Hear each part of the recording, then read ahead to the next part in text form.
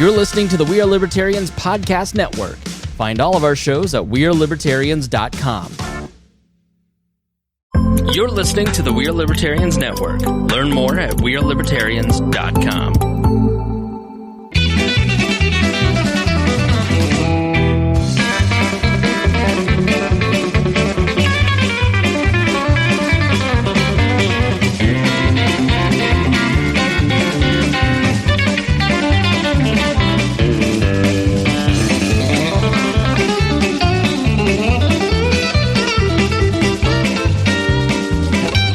Welcome to the Boss Hog of Liberty podcast. This is episode number 215 of East End favorite podcast. Jeremiah Morrell here today, joined by co-host Jesse Riddle, producer Zach Burcham, and our favorite Liberty defender, Sean Rao, is here. I was in the break between the Patreon, and now I was explaining to Sean how I screwed up and I booked him, but then I forgot that I booked him.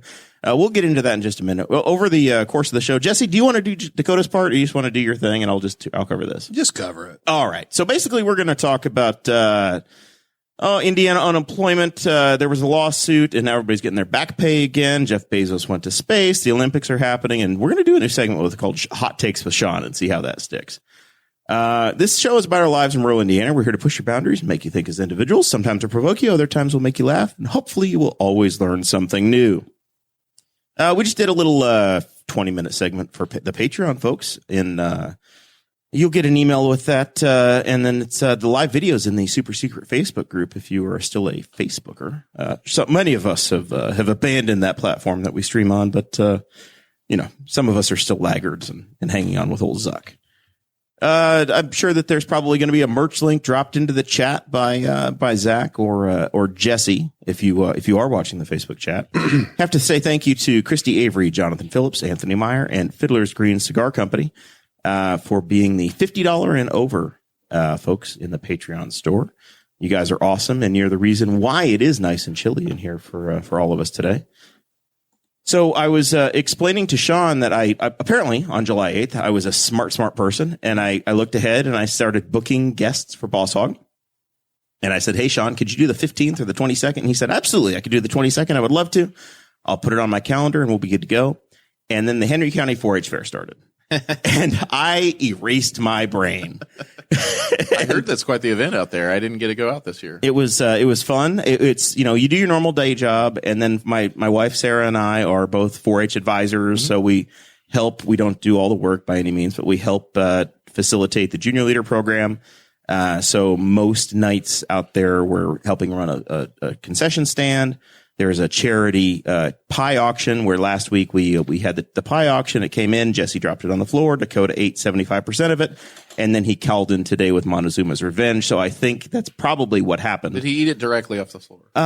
So here's the thing. We like an animal of sorts. It landed on Jesse spilled my pie yesterday. There last week. $65 pie, drops it on the floor. Immediately after being warned, don't spill my pie. He spills the pie, but it was a $65 pie, and there's a 5-second rule. Ooh, we flipped it back over. Everybody had some but Jesse. I had like 3 bites on last Thursday. Dakota ate half of it then. I saved the rest of it, brought it to the big wall pool party. Christy Avery had some. Zach finally got a chance to have a little bit of it, and Dakota finished it off. Yeah, it was worth every penny. I think your mic's turned off. Yeah. It was worth every penny that Jeremiah spent on it. It was delicious.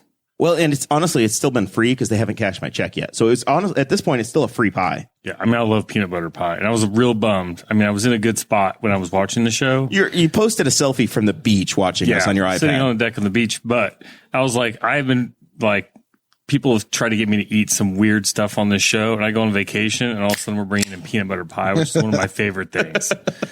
The 1 week that teaches you to take a vacation without taking the show with you. What else do you like? So we can purposely plan this next time. I'm not going to mention anything. Zach will not miss anything again until we're just going to crawl his Facebook year. until we figure it out. That might be a reason you're not there. So that's what happened is I booked Sean, and then I'm so thankful. He texted me today and he's like, so you have show notes? And I'm like, yeah, we're efforting those. Hilarious though. That's how it is like every Thursday. Well, so yeah, and then Jesse is railing on us because he's like, we don't have it. And I didn't know that you already busted his balls. So this is even funnier. He's like, what? Jesse comes from left brain organization world. So he's like, there should be a documented process. And this is the biggest fight we have off the air is over the video process because Jesse and Dakota have both been fixing it and making it work better. But they get to the same place with it's like a fork in the road that comes back to the middle. And they both take the opposite side and think it's right. And I don't care. As long as the thing works, I don't care how it works. But they just jab each other over, which makes me laugh. But Jesse wants it documented, which completely makes sense because I have no idea how to use it. There are documents that were previously created. Right. I didn't create those. Right. So anyway. This morning, Jesse's like, you guys need to do it this other way. And I'm like, yeah, normally we do. There are times where I have the show notes prepared 2-3 weeks ahead of time. Sean, they've never done it this way. Create a group chat a couple weeks ahead of time. And then nobody really says anything in there until a couple days before, and you start to have a few news stories that drop in. And this week I just kind of mentally did it in my head. And then I said, okay, here's the things I've been thinking about. Dakota normally doesn't care, because half the time he gets Montezuma's revenge and won't be able to make the show. But, he puts the show notes together for us. He built them today. And that's it. That's how we got there. So it's kind of the routine we've developed over 215 episodes. I think it's right now too. It's a really hard time to come up with content. Because there's no election coming up. There's no. It's an observational of, hey, what's going on and what do we care about? Kind of slow. There's a lot of stuff happening, but there's a lot of stuff that doesn't move the needle for me. Mm-hmm. So today's show is going to be a lot of meh. Do you care? That's the entire show. So I promise, tune in. We really think it's going to be a good one. Yeah. You have to hang in for hot takes or hot cakes with Sean. Did I write hot cakes? No. Boy, I said hot. That would be very unfortunate. If we just be like, and he's got 20 pancakes. I get all the cakes. We do have a quick update as well at the Winchester Raceway. The Boss Hog of Liberty. Stickers on the field. Car. I think it's only on the dirt car. I don't think it's on the asphalt car. But we got to figure that out. Our boy Kyle Robbins, he's out there racing. The feature is at 8:00, and he qualified 11th. Nice. So it's a good mid-pack start for the old Winchester pavement. We'll see how Newcastle's own Kyle does. I don't know if we'll get an update before the show's over or not, but it is race day. I also have an update. Okay. Your brother just called me. He sure. You want to put him on the air? No.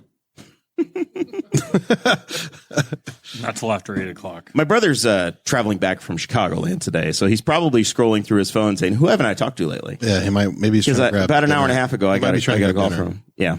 Who knows? I mean, how many beat ups wings does he normally eat? Not that many. He doesn't eat a lot. I'm actually worried about him. He started a new job. He got married. He's trying to coach a football team. He's got a lot going on. He's got this. He's got every stress point you could have. He's got it at the same time. His kid's starting school. It's all happening for him. All right. Unemployment. About a month ago, the state of Indiana said, we are no longer going to give this federal extra $300-$400 a week to people that are unemployed. The feds are giving it to you for free. We're going to stop the program arbitrarily, and we're going to force people to go back to work because they've been hearing employers saying, we can't get people to come to work. Unemployment's ridiculously low. There's jobs everywhere. We're raising wages. People won't come to work. Indiana said, no, we're not going to pay it anymore. Apparently this week, a federal judge said, Indiana, that's unconstitutional. Your job is to take any federal aid that's available to go get it for the people of Indiana and to give it out. So now they have been told you have to go back into this program. It's back, and you have to give back pay. So they have to give this $300 a week, $400 a week, whatever it is, all the way since the beginning of June. What do you think, Jesse? Is this good public policy? Are they fighting for the man? Are they screwing over the business owners and the rest of the economy? No, I mean, I don't think they're screwing over business owners. I think that the business owners are doing a good job doing that to themselves. I don't like it. So for an example, and I say this, I think I talked about this potentially on the episode with, Horowitz, but I feel like businesses need to figure it out. Like they need to figure out if they need to create some sort of weird association, but the benefits offered at one of the breweries I visit often was, free beer, free cheesesteaks, and we're cool. And I was like, that is the shittiest benefit plan I've ever heard in my life. We give you free beer if you work here. Free cheesesteaks and free beer. Okay. So you're looking at like, I mean, if you have an alcohol problem, that's probably a pretty good deal. But Or if you're a lawyer. yeah. Well, yeah, but you gotta work there and be an attorney. Like, it doesn't make sense. But anyway, like, so, I get kind of sad about it because I feel like there's a solution, but people that are operating those businesses are so focused on their business and surviving that they can't really step away and like be like, what can I do to actually help the situation of my employees? Because they got to feed themselves and their employees. So this program was in place because people were afraid or had health concerns as to why they shouldn't be working during COVID. With the vaccine being available to everybody for the last 3 months and everybody's had an opportunity, that's where you start to say, okay, should the federal government still be providing this program, and are they playing with everybody's futures? Because I know the place I'm working, we're having an incredibly difficult time of staffing up and getting people to come to work for, in the $18, $19, $20 an hour range, getting folks to come do manual labor when you can collect a reasonable check by staying home. Do you have thoughts on this, Sean? Well, I think Indiana, the governor overstepped his bounds, and I think the court was correct to decide that the issue that way. But because it's not the governor's authority to do this. Because he doesn't have the authority to just say, we're ending this program. think one of the words you used to describe this was arbitrary. And it really was. And these benefits, the federal government is already going to phase these out anyway in September. So he basically jumped the gun and he said, we're ending it a couple months early because our business owners need this and I'm in control. Well, because the Chamber of Commerce people or those kind of people, they need people to work for $8, $9, $10 an hour. And that's not the reality for the labor force in America anymore. And we treat COVID as this great reset. We have all this language about essential workers and things like that, but we don't. I disagree with one of the things that indicated they're trying to raise wages. I don't see any real evidence of that in most places. I understand some employers may try to. I mean, I'm seeing signing bonuses. Signing bonuses are a lot different. Yeah. But I mean, as far as your wage going forward, I don't see that kind of increase. Basically, they expect the same wage, same pay, but the workforce just isn't doing it. So it's just basic supply and demand. You've got to increase the wages if you want people to get back to work. And I think I was going to say, I do see wage increases in like entry level jobs from the people who were already offering really good pay. So like crew car wash. Used to be you would make like $11 an hour. Now they're offering like 15. Yeah. To wash cars, which is insane to me. I think I've talked about this before, but and there was somebody else I saw that was offering a lot of money to start out, but well, in Knightstown, I think there's one of not the factory. I don't know what the hell they do there, but they're offering at the widget plant. Potentially. The one there on 109. I don't know. The one across from the cemetery. High-Flex? Yes. High-Flex? Thank you. High-Flex. Yeah. Yeah, they make widgets. Yep. So some of the best widgets in all the land. I think they are offering jobs, machinist jobs at like 20 or 18 to $20 an hour. Maybe it's 17 something, but still it seems like incredibly high wage, and they're going to teach you they're going to train you. So it's like, yeah. And here's the problem I have is that a lot of people who fall in this bucket, I don't want to say a lot, but there are definitely a big group of people who fall in this bucket who are getting this where they don't, they're trying to survive. They're not thinking long term. And it's like, you could go get this skilled set and forfeit your 300 now or whatever. But you're getting free training, which is going to help you tremendously when it comes to trying to find another job.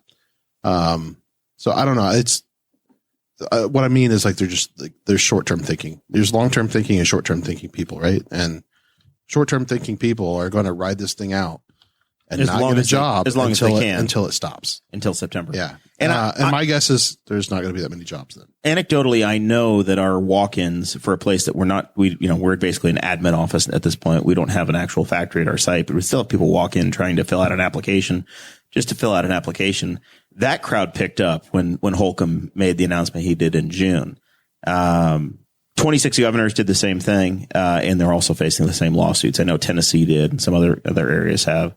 I imagine they're all Republicans too. Yeah, and that's exactly it. Is you're seeing the policy is if you're a red state, you take what Biden's people have in place and you try to go the opposite direction, and it's the same playbook.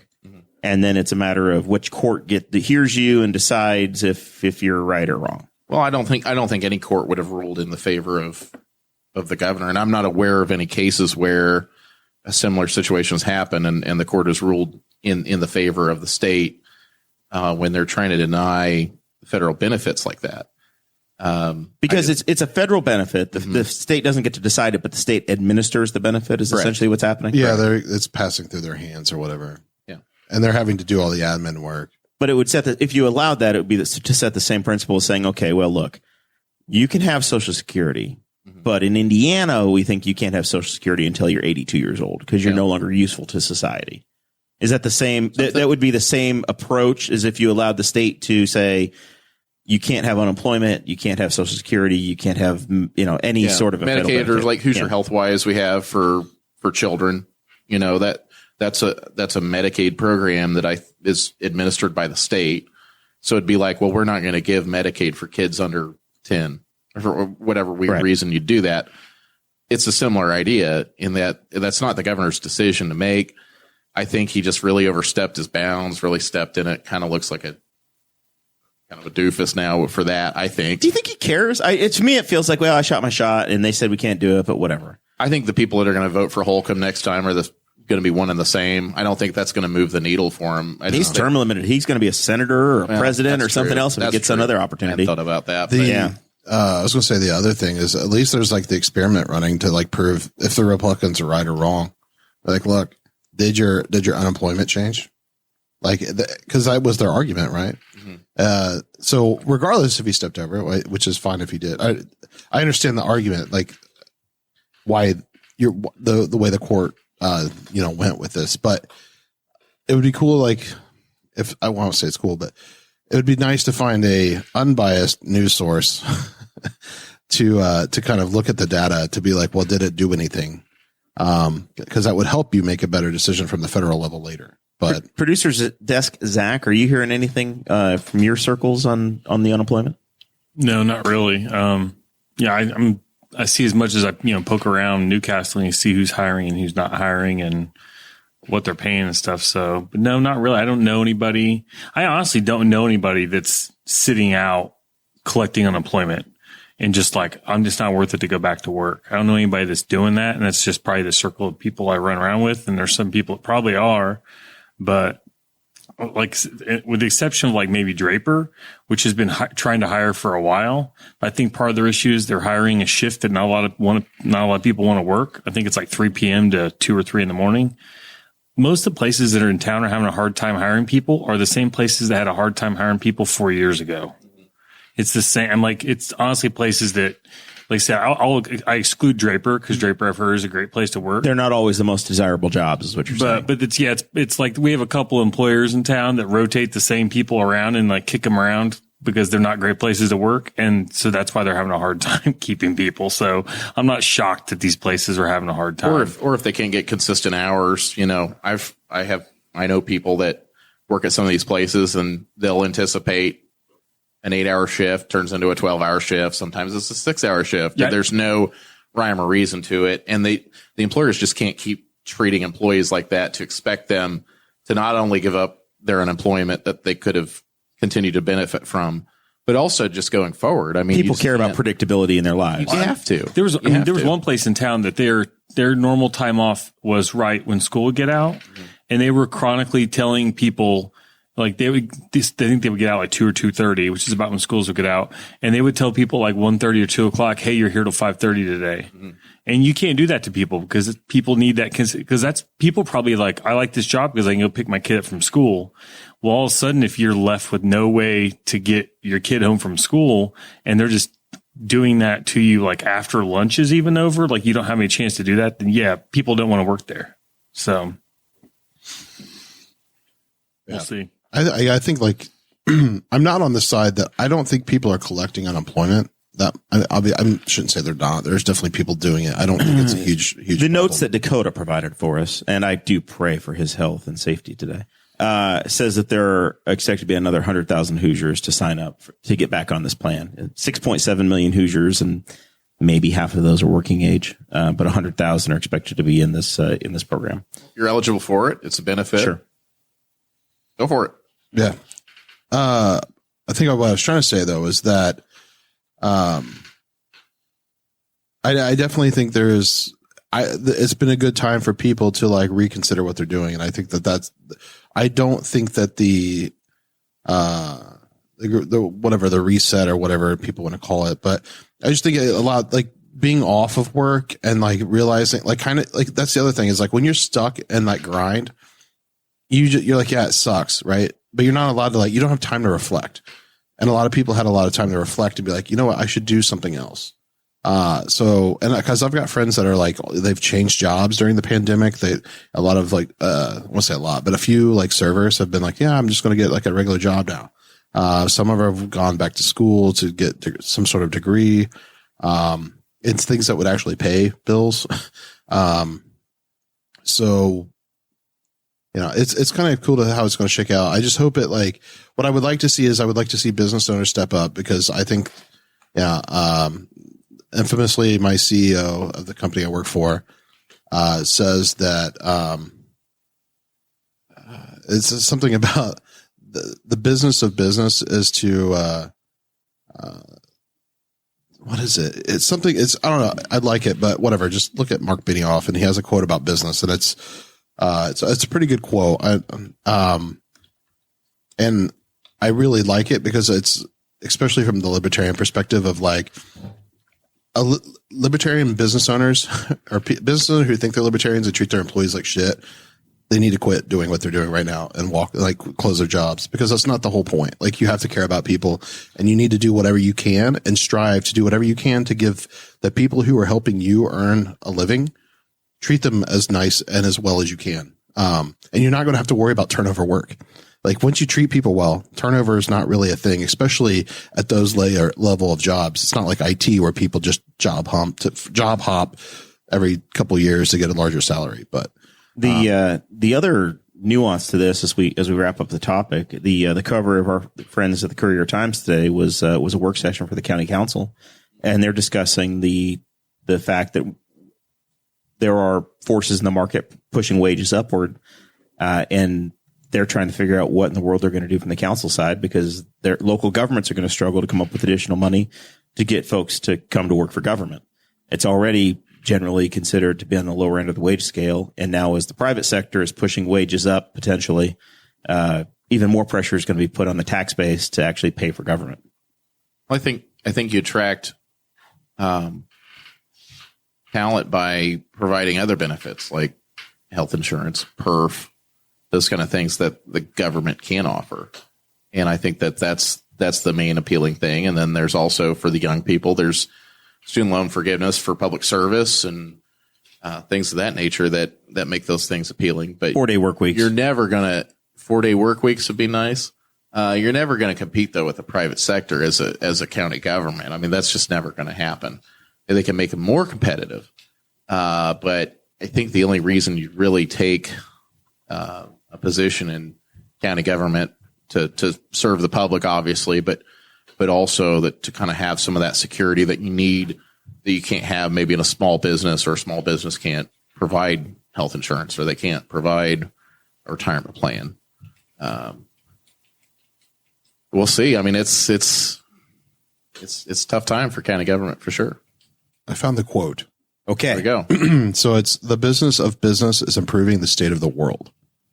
And I think I like that quote. Like, I think it's a really good quote. A little altruistic of him. Well, it's kind of funny just because of, his political positioning or political alignment, but, I like it. I think it's a great quote. And I that's how I see, like, to me, that's what libertarian is like, we create businesses to solve problems. And the whole purpose of solving these problems is to make the world better. It's not to make the world crappier. So it's meant, in theory, it's all mutually beneficial, right? Correct. You trade goods and services and everybody does better. You find value in the goods you're buying and the company makes money as well. Yeah. All right. Jeff Bezos went to space. The Amazon guy. He lost the private space race. He's no longer Amazon guy.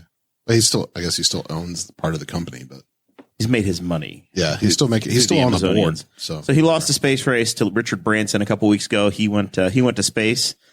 Jeff started the company Blue Origin in 2000, and he plans to sell commercial flights in space. It was an autonomous rocket. It looked like it was directly out of the Austin Powers movies. I had the same thought. The same. Yeah. The principles of this essentially is that it launches straight into the air. There's a capsule. It's an 11-minute flight. You are 3 minutes in space, and then it comes back to Earth with parachutes, kind of like the old Apollo astronauts would have. And they were able to unstrap from their seats and do the flips and jumps and whatever else. So, if you were given the opportunity, Jesse, I know you won't fly on an airplane because that's terrifying. But if you put you on the Amtrak and you went down to the Blue Origin launch pad, I assume they launch out of Florida. We get you down to Florida. Texas. Oh, was this one Texas? I know he had some in my personal career. I knew he had some stuff in Florida as well, but it's very likely he had Texas as well. Would you go to Texas, Jesse, and strap into a Blue Origin rocket to experience space? No. I don't need to do that. Like when the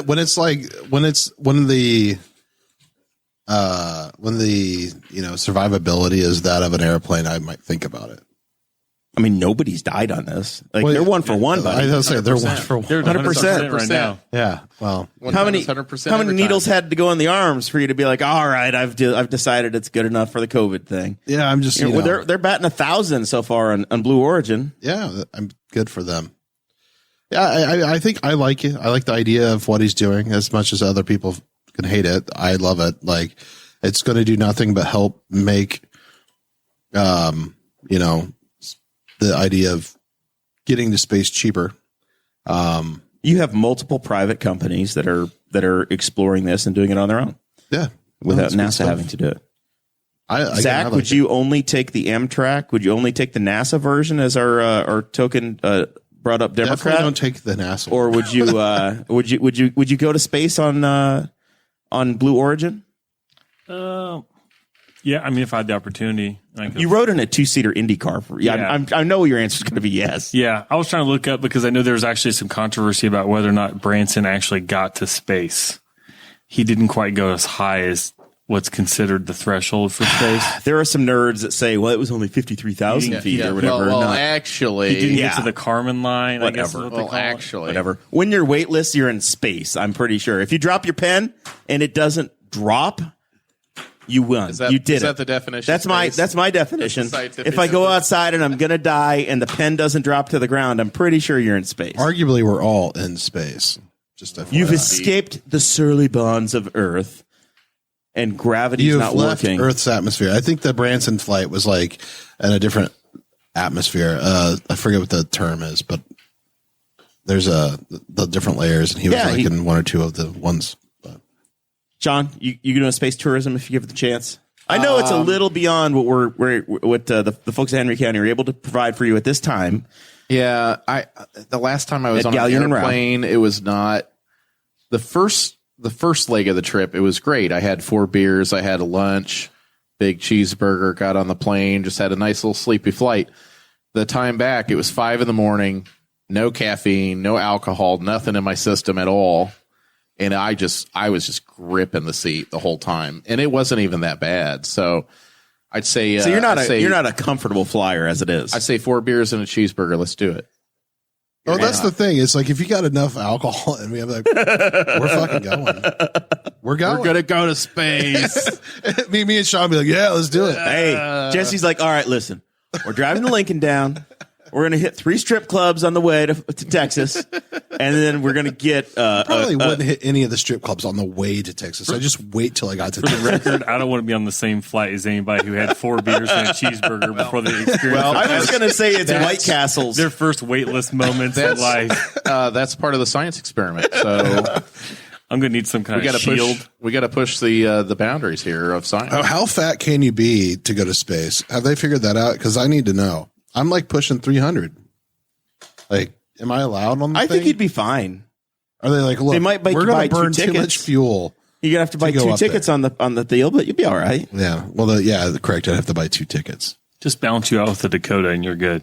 Yeah, it's true. That would be true. So reluctantly, we're all in.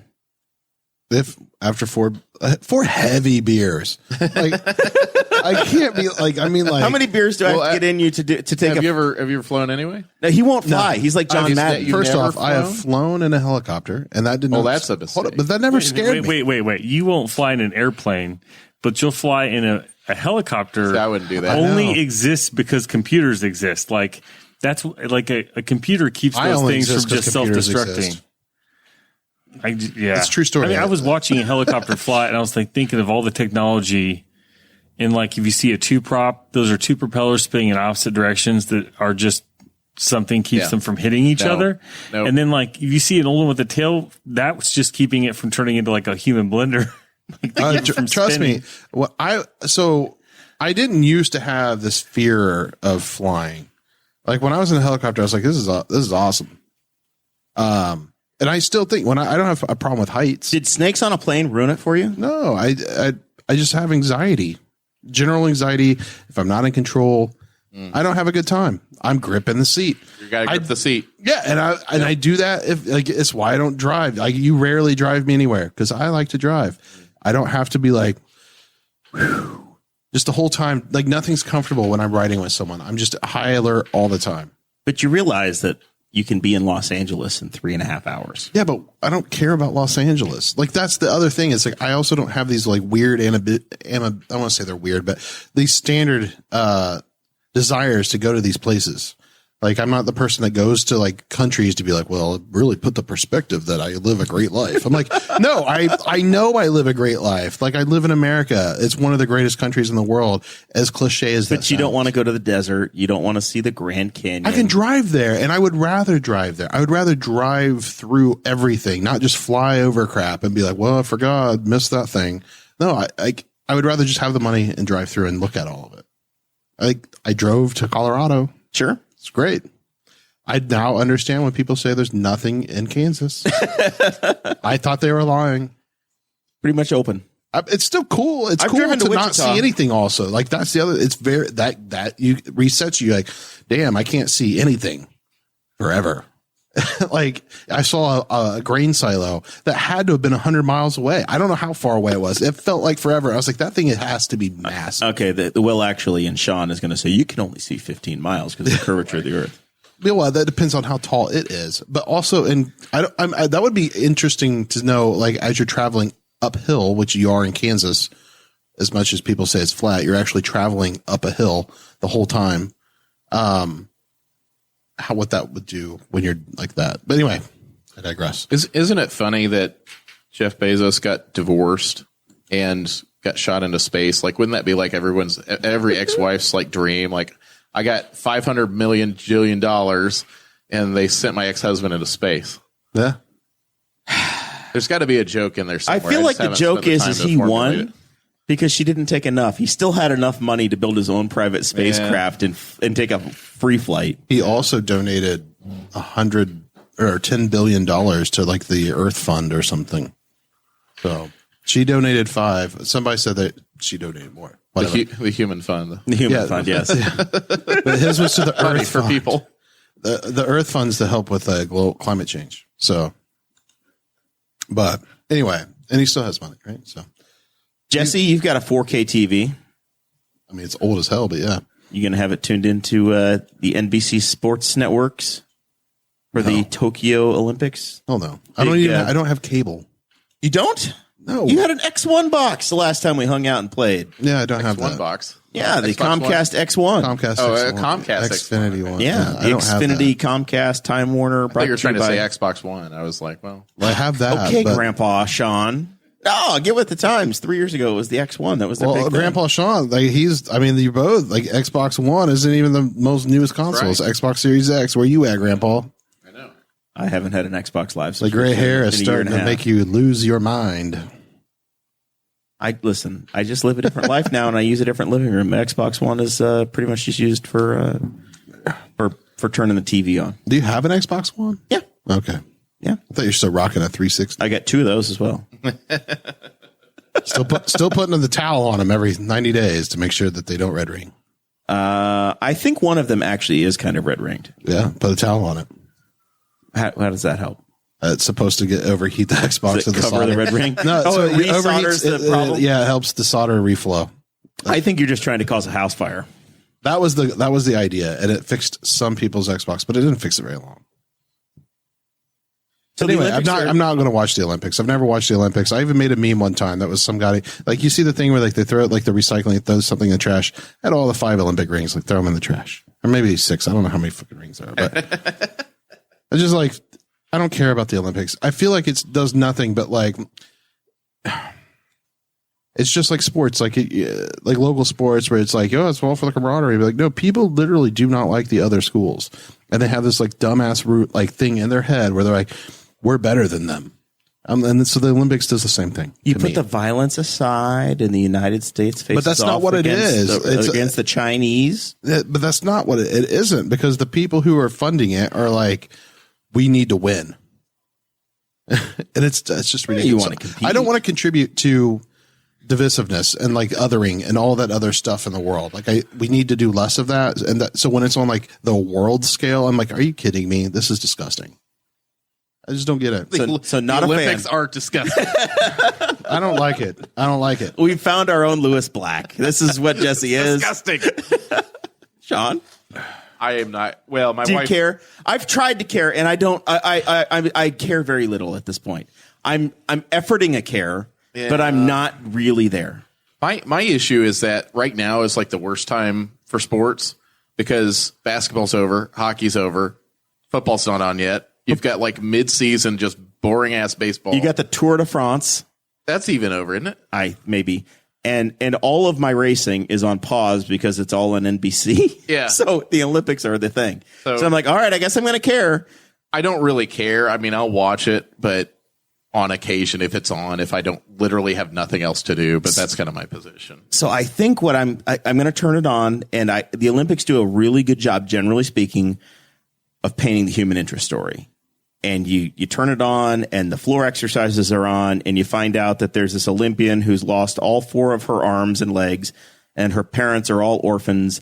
And if she just does this one thing great, she's going to bring pride to her little tiny town in Iowa that she's from. So does this brewery. Right. Well, I mean, that's from Muncie. Muncie. Oh, sorry. So does that brewery. I remember J.C. Phelps and the girls. How could you forget? Team They in renamed every road in 1996. Greenfield after her. Yeah, she was the Greenfield girl, and I think, okay, well, that was pretty cool. And then you look at the roster of folks that are going to be on the swimming teams, and there's a hell of a lot of people from Indiana University and local Hoosier connections that are there. So that's kind of a big deal. Zach, there's a former IndyCar paddock person that's going to be in the gymnast for Ireland, I believe. Oh, really? One of the Daly cousins. Yeah, one of the Dailies. Yeah, I saw that. So I think she was a Junco's tire changer or something at one point. So there are some connections that from the human interest side, once again, that I care about a little bit. Yeah, I mean, I set my YouTube TV to just record everything, and I'll catch what I can in prime time. Yeah, because human interest stories are pretty interesting, and some of the prime time, like 100-meter dash and some of the highlight events. And like in the past, it's been, I mean, the strangest thing is I feel bad. I know here, although it's kind of fluctuating depending on the area with COVID stuff, we're kind of like, feel like we're kind of on the other side. Evidently, they are not on the other side. And it's going to be weird to see. Like, I want to see how they're going to do an opening ceremony tomorrow with like apparently a couple hundred people in a arena that holds like 60,000. Japan's basically down to only the Olympians. Not even their families are coming. Yeah, and there's that's been a bummer to hear about like Olympians that didn't go because like I knew there was one woman who was like nursing a child and they said you can't bring the kid, and she's like, well, I can't go then. And there was and then I think there was a Paralympian that they wouldn't let her bring a person who like helps her get around. Yes, I heard about that. I think she's blind or something. And like I was like, wait, literally can't go you can't anywhere. you can't have the Paralympics and not let the Paralympians Not have accommodations. and not have like their accommodations. That's not ADA compliant. It's in Japan, correct? Yes. Oh, they have robots for that. I mean, but I think the Japanese are. Hello, I will help you get around. So it's a bummer to see it under that kind of like turmoil in terms of, I guess they don't really Japanese people don't really want it right now. They're like, we have better things to worry about, or more important things to worry about than this. But the TikTok has been set aflame by a Irish gymnast who was jumping up and down in his bed because the beds are made of cardboard, and apparently there are two different things that are being said about these Olympic accommodations. They're either trying to be super global friendly, whatever. It's all recycled materials and it's all recyclable, but the beds are made out of cardboard. And then there's a bunch of other people that are saying, yeah, they're so that the Olympians don't have sex constantly on them and they don't break them. So then there's this gymnast guy who's literally jumping up and down on the bed trying to break it. He's like, it's not breaking. It's going to be just fine for all of the activities. Well, how are they supposed to have sex anyway? They're all like quarantined over there. Well, they're quarantined together, I think, in the Olympic Village. But they can't like commingle with each other, as I understand it.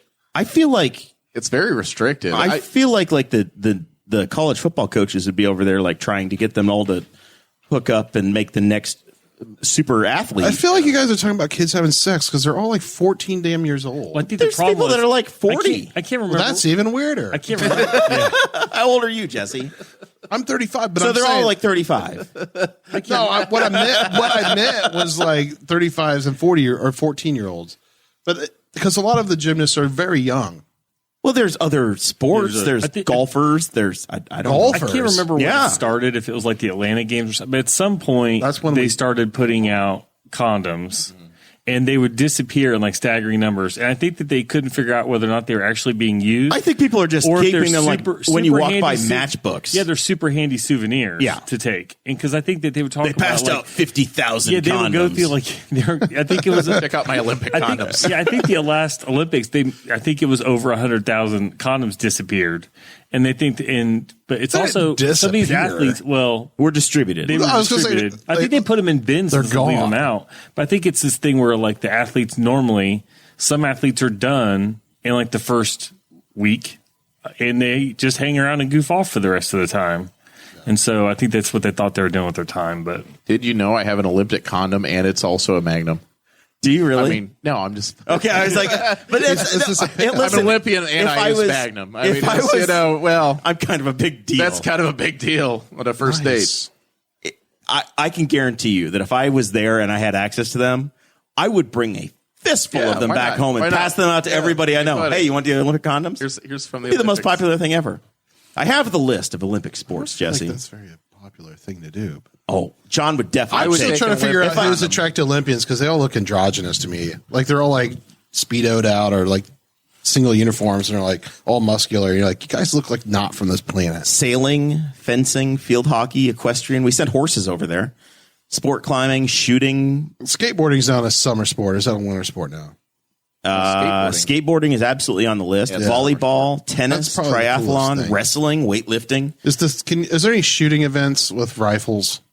Usually, I know that's in the winter, but I know that's in the winter when they do like the skiing and shooting. Thing. Yeah, I didn't know if there's one where you just like get drunk on whiskey and go out in the shoot. Boxing.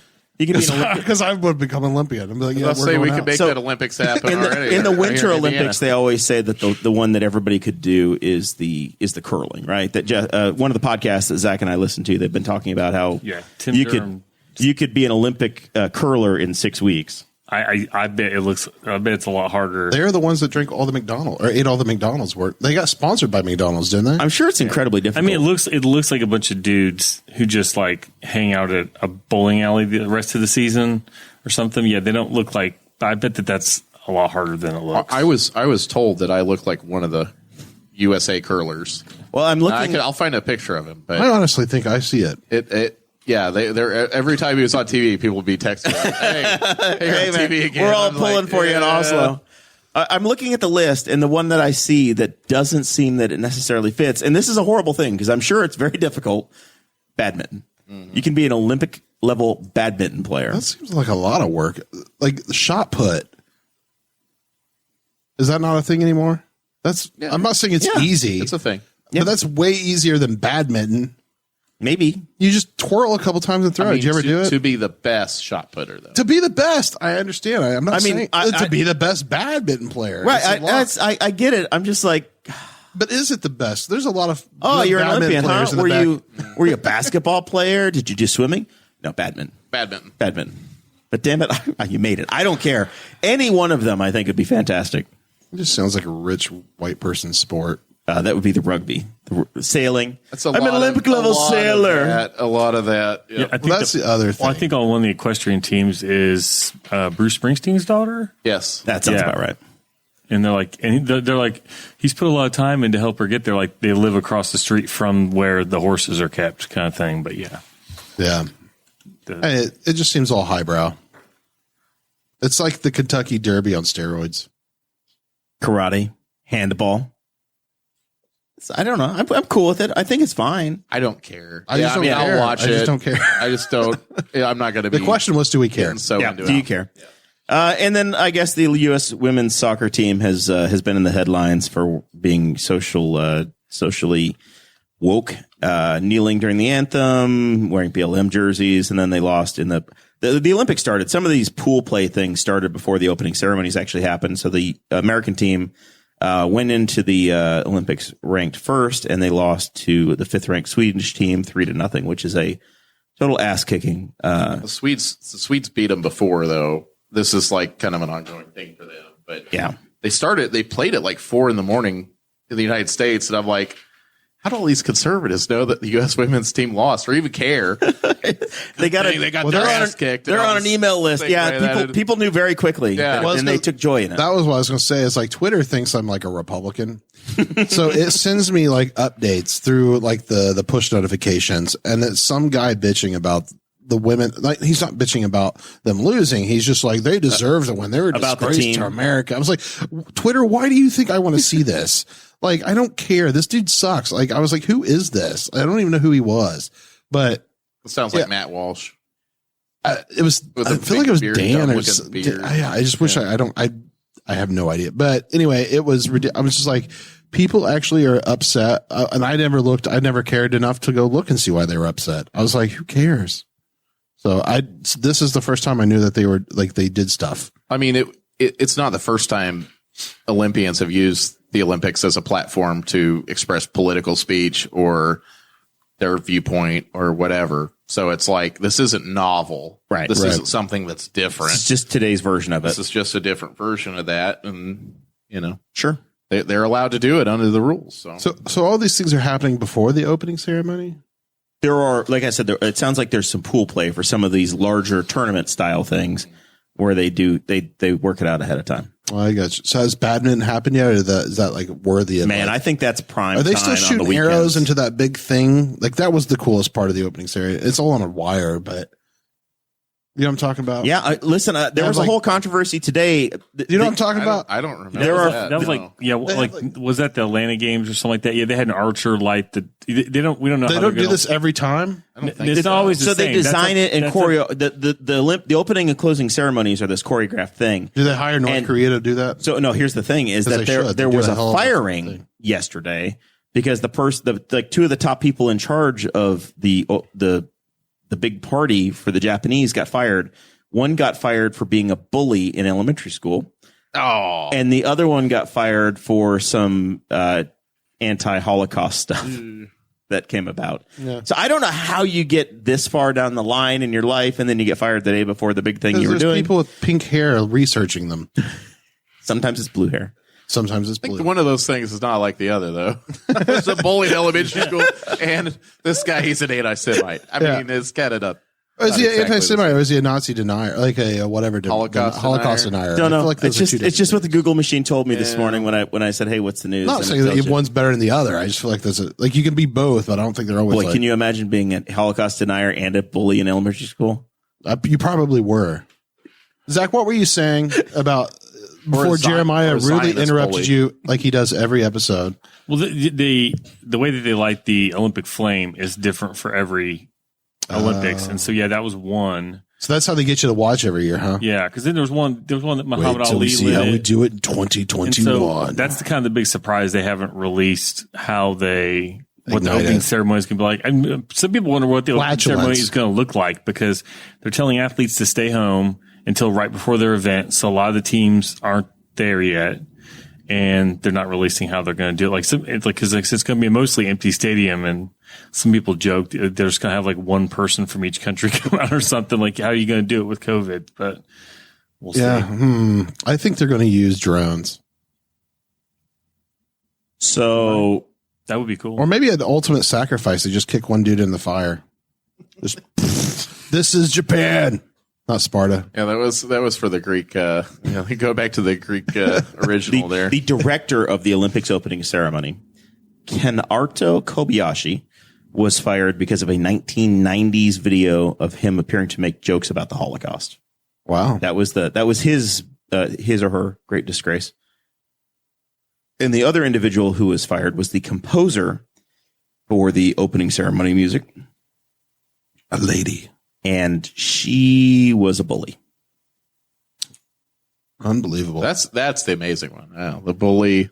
I mean, how old were these people? You can probably Omayata, when they whose committed stage the name problem. is Cornelius, resigned Monday after coming under fire for bullying classmates, including,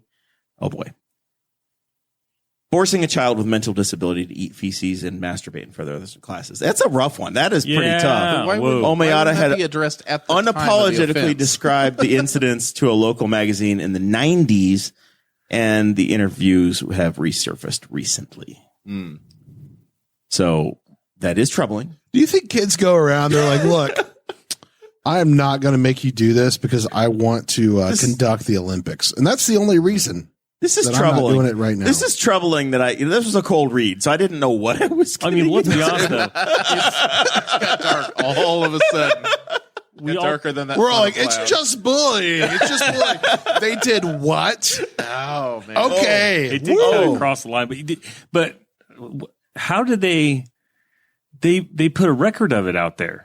Like we all talk about, like my generation, like, man, we're glad we don't have social media and stuff. But there was documentation. Yeah, of they went to the these newspaper. The land like, of the yep. Sony camera. Everybody recorded everything in the 90s, and obviously, Well, they said it went to the paper. They're like, yep, I made them eat shit.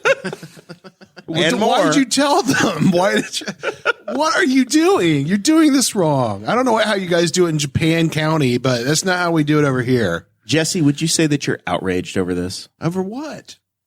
Over the firing? The firing? No, I don't care.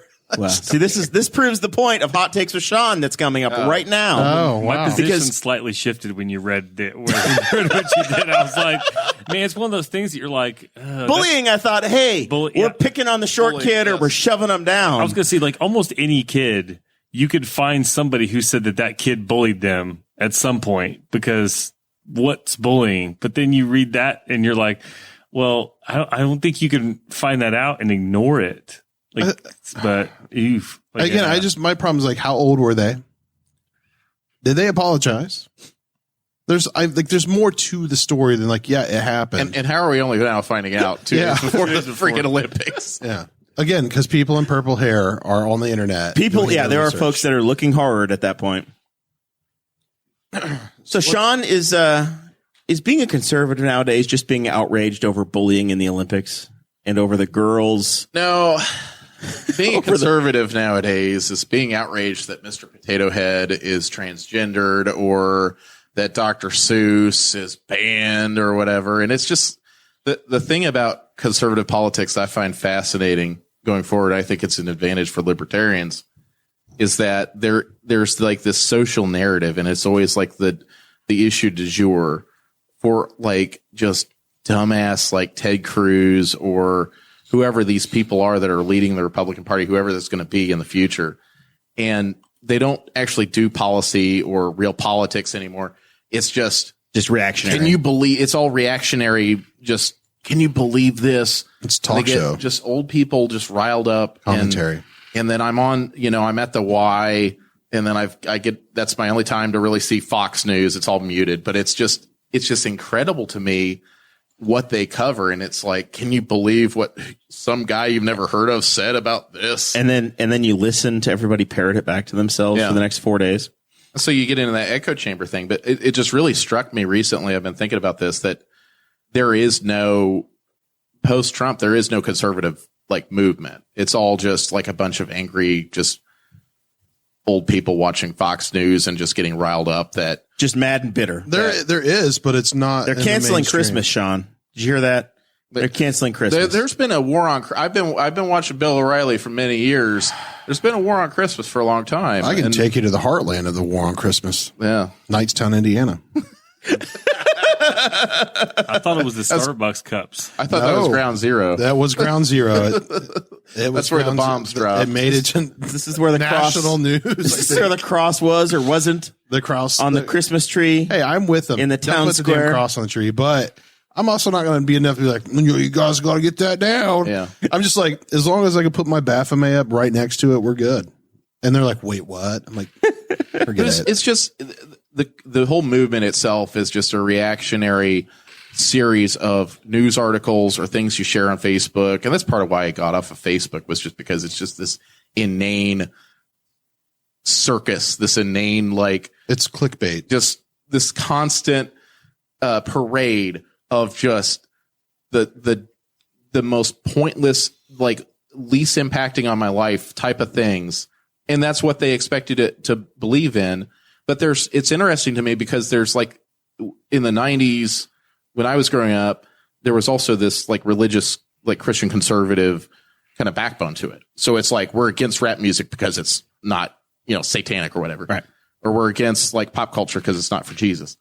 But, like, Trump has totally removed that. I know that there are Christians that support Trump, and I respect everybody's, personal beliefs or whatever, but at the same time, that's not part of it anymore. It's more of like a reactionary to whatever's happening in the pop culture. And why aren't our values being reflected in what I see on TV?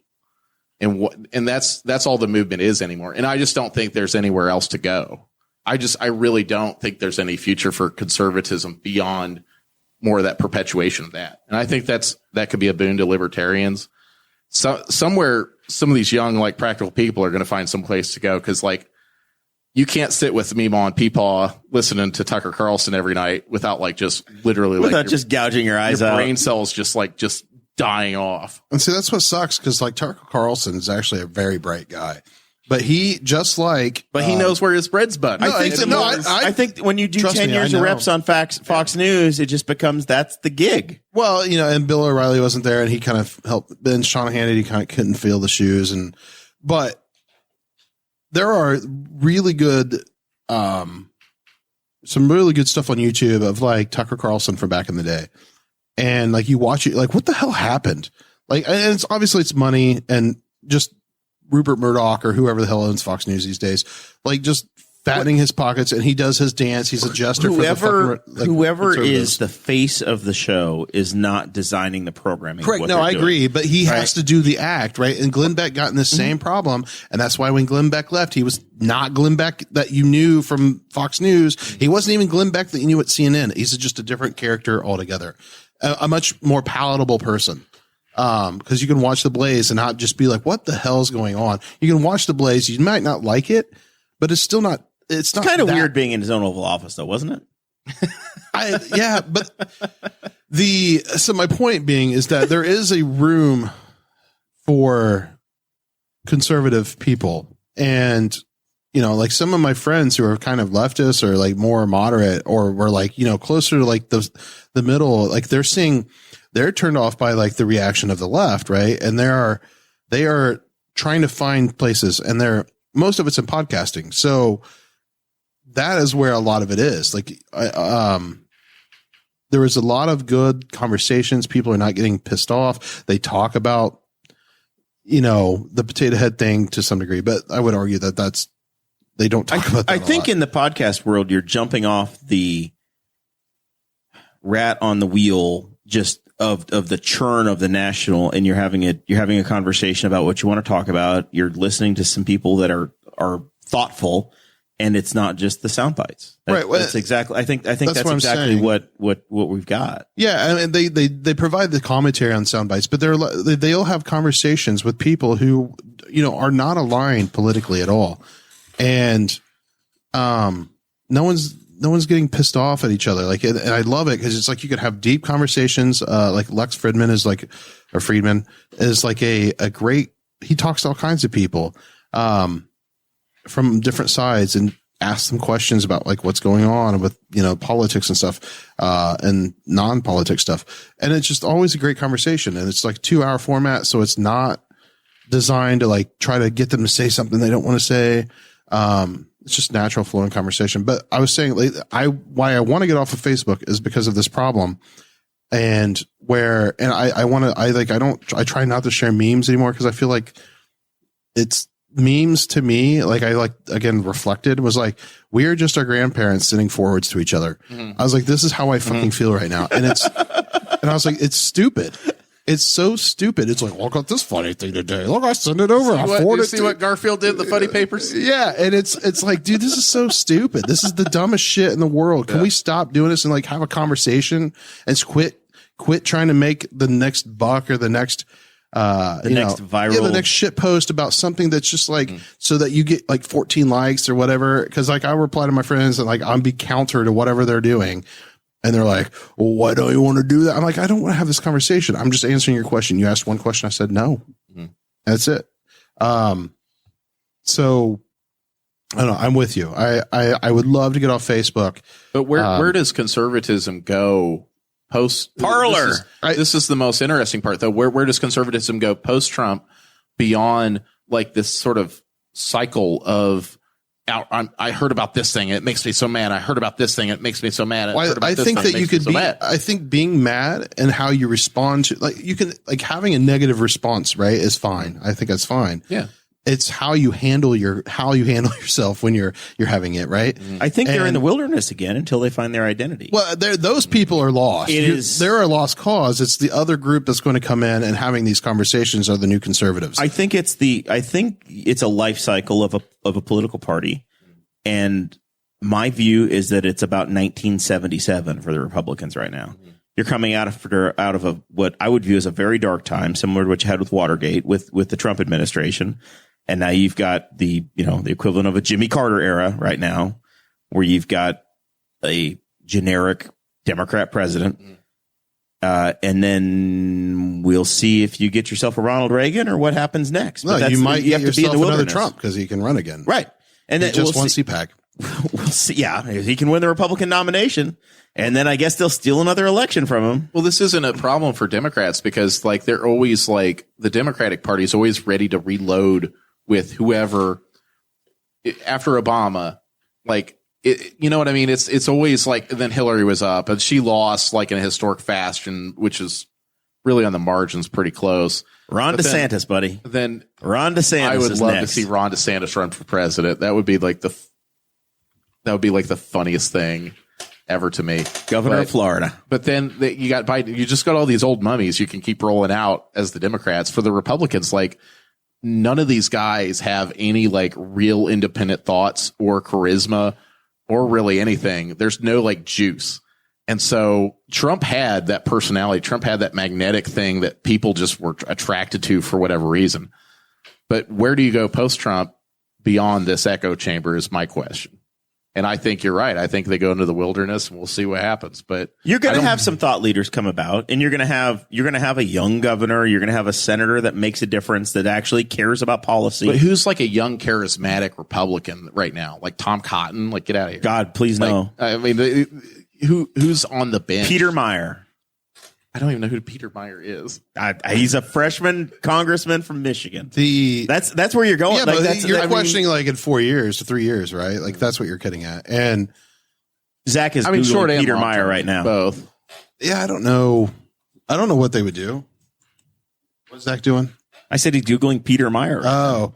But yeah, to me, it is a good place for, I would say like Meyer, like Meyer stores. It's a good place for like moderate Republicans. Like, do those exist anymore? Like, I mean, other than no, they do. Joe Scarborough or like, I don't know. I think that they still have a libertarian mindset of like, look, like, and this is where like this is the problem, right? Is like the fracturing between the extremisms is a problem right now, and it's a problem from the left. It's a problem for the right, because the left just wants to turn all the light switches on. The right's trying to turn them all off, and you're like, yeah, you can't do it like this. Like you can't. But there are definitely Republicans who don't care if you're gay, they don't care if you're black, they don't care if you're transgender. They're like, it's not my fucking problem. Republicans? Yes. I know a couple. But they're like they're disenfranchised too. Like, I mean, Sean was talking about being at the Y. The Y is a fascinating place because the TVs will be on multiple channels at once. So you can literally have one of them on Fox News and the one next to it's on like CNN, and you just watch and look at how dumb everything that they're outraged is. Like I think when I was last there, I think there was like a serious discussion about dolls on Fox, and I can't remember what they were upset about on CNN, but anybody with any common sense looked at both of them and said, this is dumb. Like, there's not anything smart going on in either one of them. They're mad about dumb stuff. It's like Sports Center. It's like where it's just like, they're just talking. Like, they don't have any point. They just talk about what's going on. And it's like, I don't know. I hate it. Like, I can't stand Sports Center. Or who's the dude that yells all the time on ESPN? Stephen A. Smith. Yes, it's like that. I can't believe you know anybody on ESPN. It's that yells a lot, you know. Yeah. But when I go to the Mexican restaurant, we call it loud and louder. Yeah, yeah, and he that is the news. Like that, he is mimicking or whatever, like the larger outlet news, and he's like funneling it into sports, and that's why he has that personality. That is gross. Like, I hate it. It's disgusting. Just like Coors Light. It's disgusting, folks. It's disgusting. It's disgusting.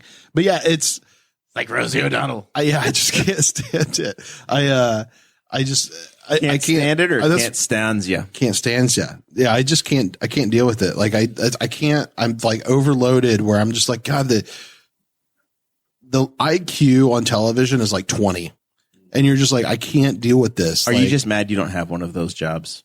No. Because you'd have to fly there. No. Well, first off, I don't want to I would never want to like just create this persona of like something that's not me. Like, I'm very vulgar and people know that about me.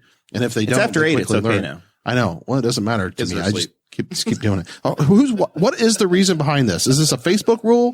Is this Zach's kids rule? It's a show rule.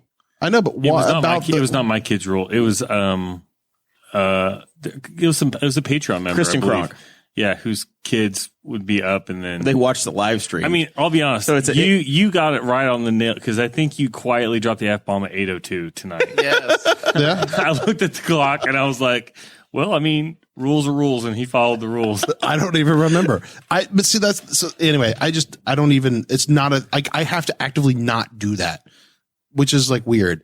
And, it's almost like the reverse of most people where they actively have to use them. I'm like, this is just how I talk. But anyway, I've lost my whole train of thought because of that side split. Can't stand you. Yeah. I just don't like, people being fake. Like, it just drives me insane. Like, you're creating a fake persona. You're perpetuating really terrible ideas. And you know that you are creating propaganda. So did you enjoy your time with Rob Kendall at the house party then? I never talked to him. So, I seriously didn't talk to him. Yeah, that's fine. But yeah, I that's why I listen to podcasts. I guess that's what I'm trying to get at, is like, the people who can't stand it are going into the, like, arguably the underground, right?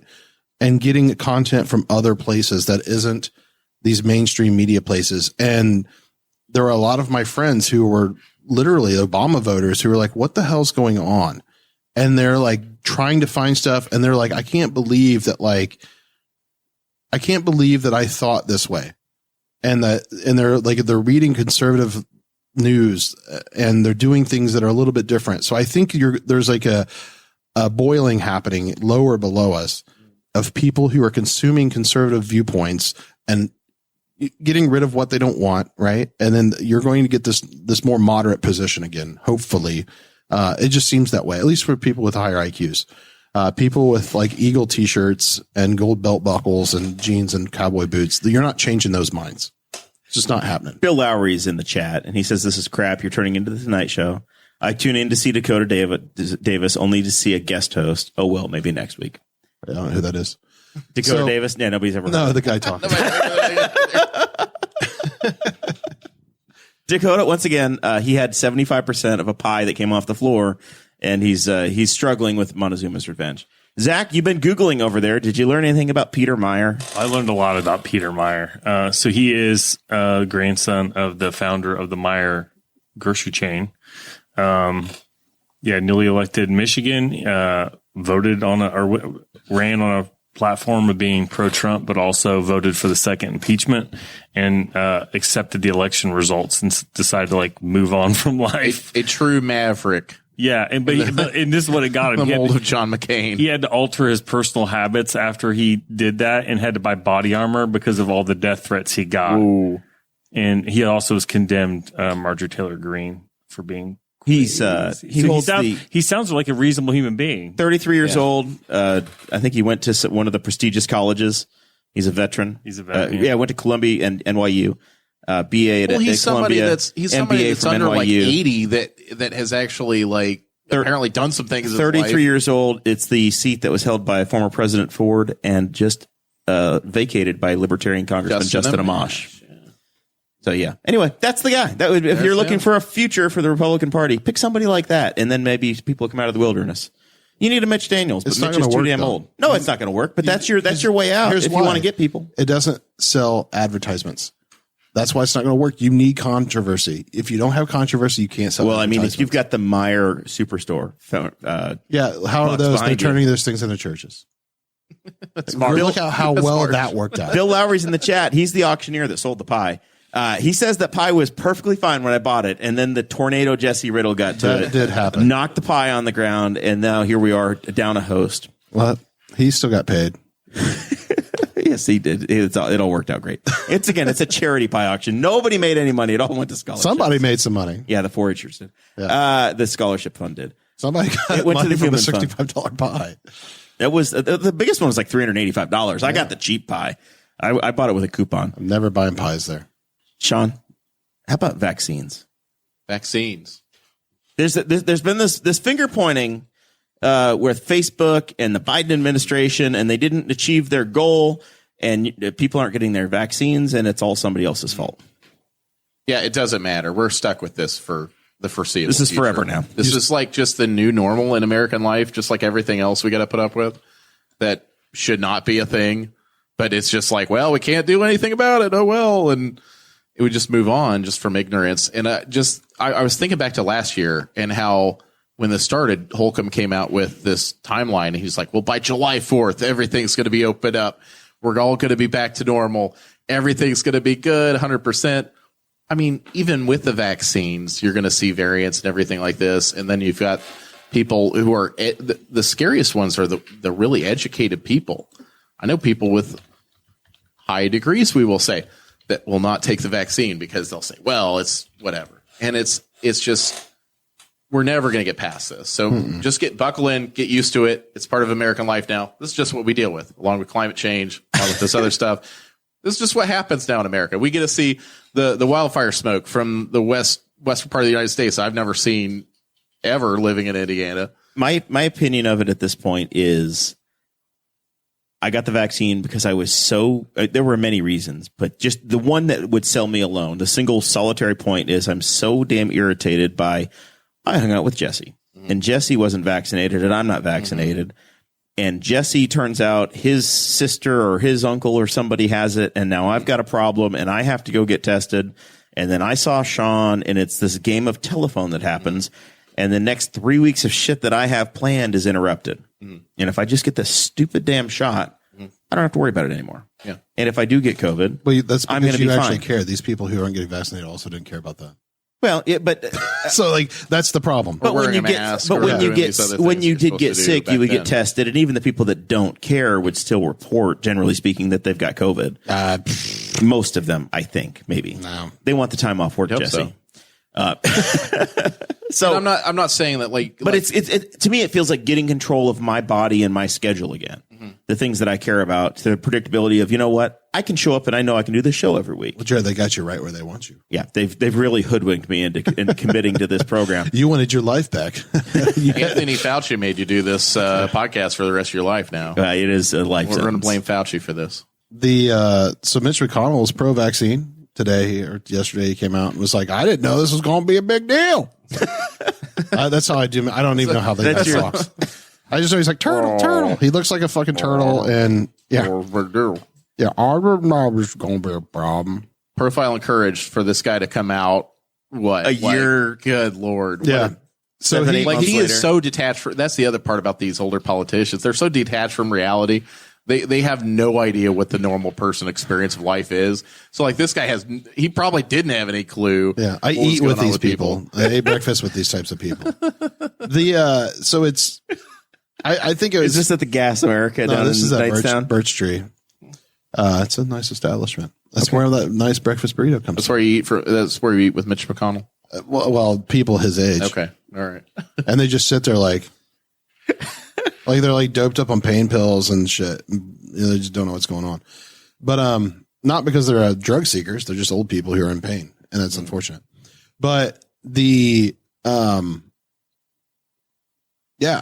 was just funny because he's like, all right, we got to do this. And now they're saying what they said today was that if you don't get it, what was it? What did I just read? If you don't get it, like they're trying to force it for something.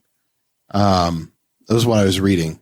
I forget what it was though. What was the outcome? You have to get it or something's going to happen.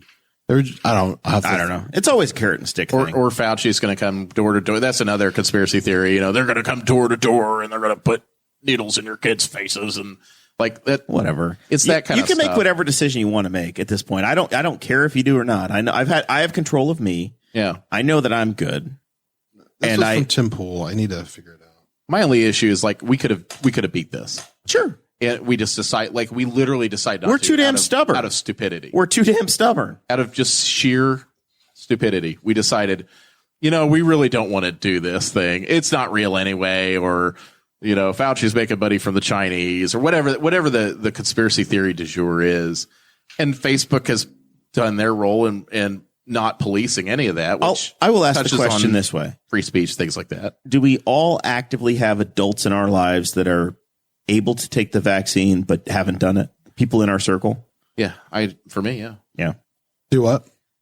Oh, thanks for participating, Jason. I was looking. Do we all actively have people in our circle as adults that are intentionally not taking the vaccine? 100%. Yeah. I mean, same for me. I do too. But it's their choice. If they don't want to, then they've made the decision. They know what the risk is. People joke about how we should just, as a society, should take the warning labels off and just let nature take its course. And this is that happening. I've been asking for this way. since I was 16 years old. You've been praying for this? Yeah, let's get rid of them. Well, you are never going to be in charge of the Olympic opening ceremony after that comment. Oh, I don't. Yeah. So, yeah, Tim Pool had posted this. But anyway, it's from the New York Post. Get vaxxed or get ready for lockdowns, McConnell warns. So it's just not based in anything, though. I mean, they've lost their authority to do that, too. At this point, because the vaccinated population is more than 50%, people are not going to agree to that. They're not even going to agree to wear a mask anymore. No, it's done. Yeah, it's done. And even as a vaccinated person, I'm like, you guys live in a weird world where, like, Indianapolis people are still wearing masks and they're vaccinated. So, yeah, done. Liberals are going to continue I'm over doing it. Flying on an airplane in 3 months. And I'm like, maybe. I saw someone riding a bicycle last night still with the mask on. I haven't had a mask on in 7 weeks. Blowing my mind. 7 weeks since I've had my mask. I don't wear a mask. Somebody served me something the other day. It still had a mask on. Where was I? Servers still have them on in places. I still saw, I was in North Carolina. I saw some people wearing them like in restaurants. For the most part, not employees. But it was Taco Bell. That's where I saw it. I'm assuming from like out of town. And some people, like if some people didn't get vaccinated and they're actually wearing masks because they're not vaccinated. I know at least one couple that are doing that and they had valid reasons for not having been vaccinated yet. I'm like, well, good for them for like at least following what businesses are asking you to do. Yeah, I still saw a couple here. And then there's some at the office where I work. There's still some people that the Canadians have caught up and I think they're actually going to pass the Americans now. And we are going to be allowed into Canada starting August 7th if you're passing in a ground crossing. But we Americans will not let the dirty Canadians in yet through at least August 21st. Good. Yeah, we shouldn't let them in. Any basis or just damn you Maple Leafs? I just want to tell people I don't like Canadians. I just want that to be something that I'm known for that I don't actually care about. Just like sports. I used to be that I was like, yeah, they're fucking French, but I turned out to be 40% Do you have your French. passport? No. Will you go get it so I can take you to Canada and we'll have some fun? I will. I need. Well, We'll that drive. requires. Of course, we're driving. Yeah. We can go to wherever the one place with the W. It begins with a W. It's a Winnipeg? whiskey town. No. Windsor. Windsor. Oh, across from Yeah, Detroit. Yeah. south of Detroit. I'll go with you. We'll do it together. It's not a problem. On I a just Saturday. haven't ever took the time to We'll do go it. mail your thing off and we'll go. Road trip. Boss Hog you are podcast trying on the to- road. We'll do it in the winter when have we go no to the other place. International. International Boss Hog. We're gonna go. We're gonna tour the Molson factory, and we'll go do Budweiser. I'm going to strip club if I go to Windsor. But I'll do that too. that's why you go to Windsor. I don't know what the hell you're doing going to some factory of marshmallows or whatever the fuck it was. But Molson, what is Molson? It's beer. Canadian beer. Oh, my bad. Molson and Labatt's, buddy. I know about Labatt's, but I didn't know Molson. what Molson was.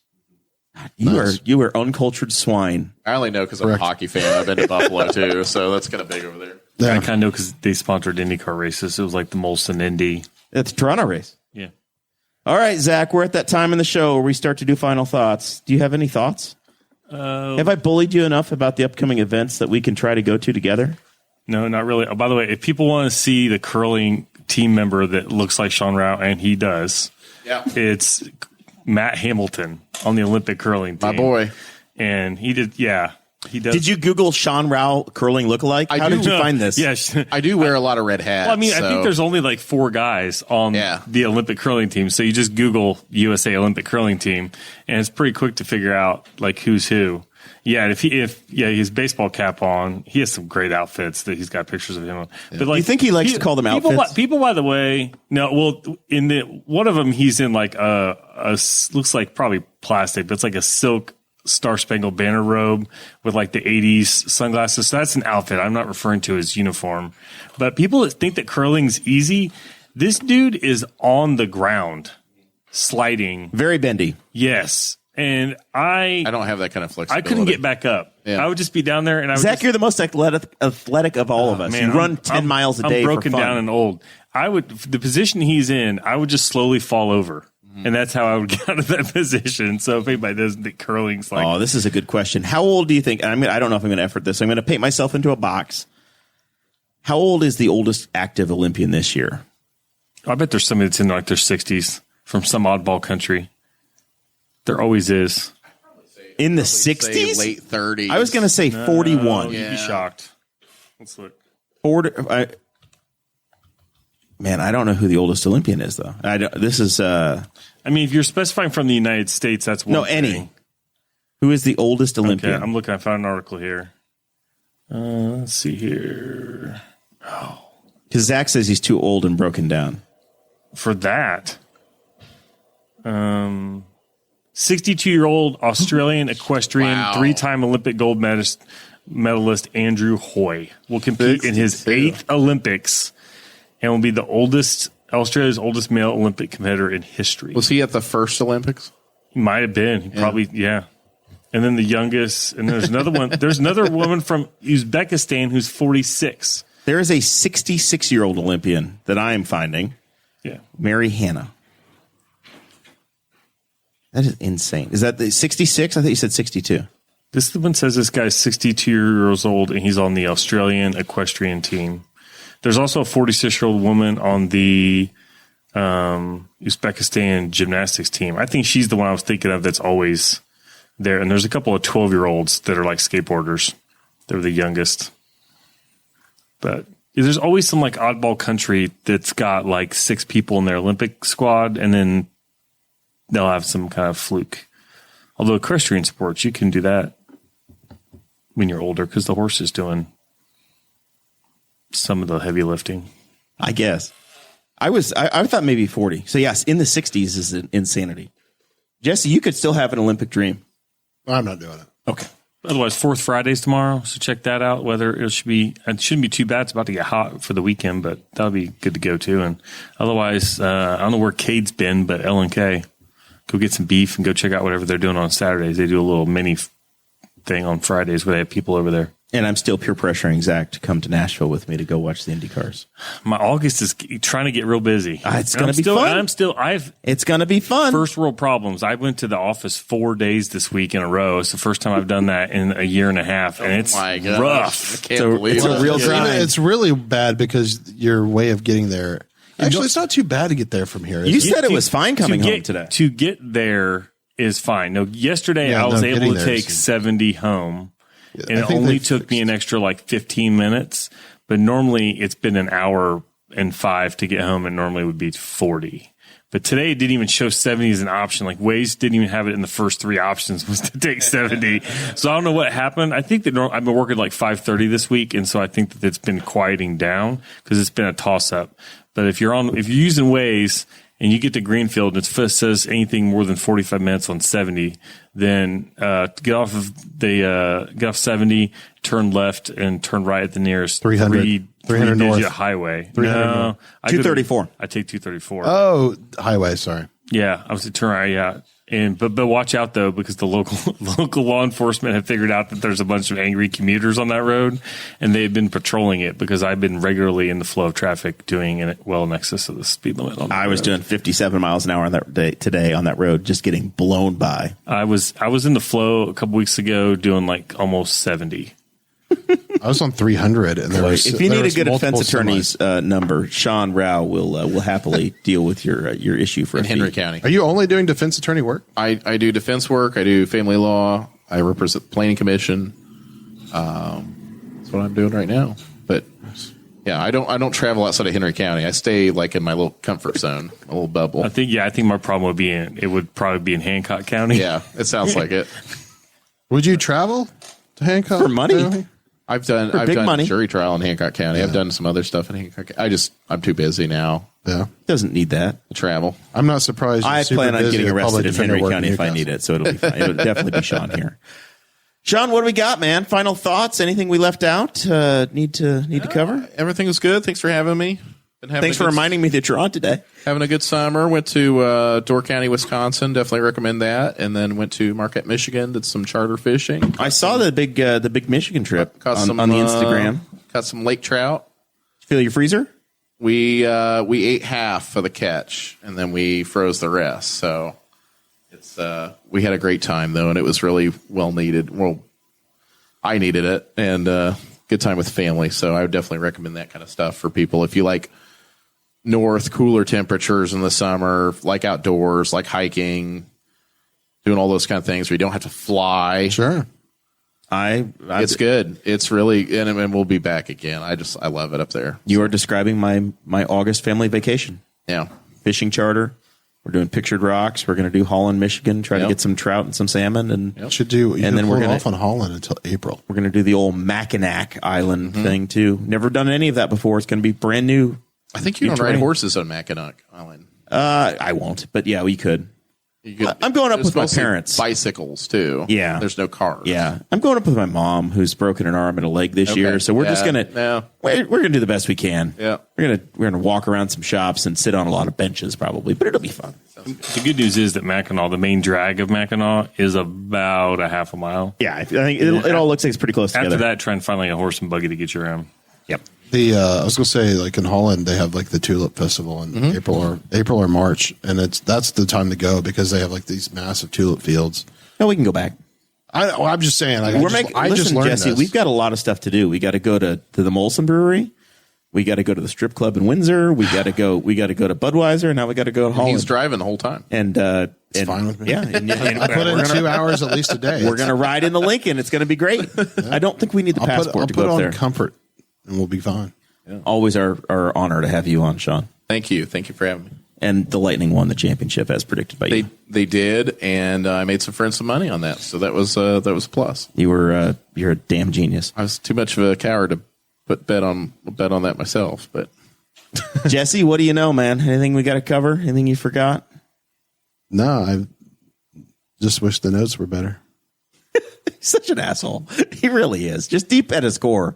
He's born this way. I am. Next week, Chris Lamb is going to be on. We're going to have him on. We're going to talk about Fiddler's Green Cigar Company. I think Dakota's in charge, so he's not allowed to get sick next week because he's got this thing planned. He's not going to miss the cigar thing. He'll be like, all of a sudden he's Superman. He's healed. He would come in here with COVID. He'd be like, I got to be there. It's going to be great. Excited to hear the results from my boy Kyle Robbins. It's going to be big. Hopefully he has a good finish in the USAC Silver Crown Championship race tonight. How big's that sticker? It's the same. It's the same size as what's on the phone. Wow. How do we get bigger stickers on his car? You print bigger stickers. Well, I meant, like, do we have to give him money? I don't know. It's a negotiation. I got you. I think if you just give him a bigger sticker, he'd probably put it on the We'll car. just take him to Windsor with us. Listen, if his wife agrees and my wife agrees and your future wife agrees, we can all go to Windsor together. She already agrees. Okay, perfect. With that, we'll see you all next week.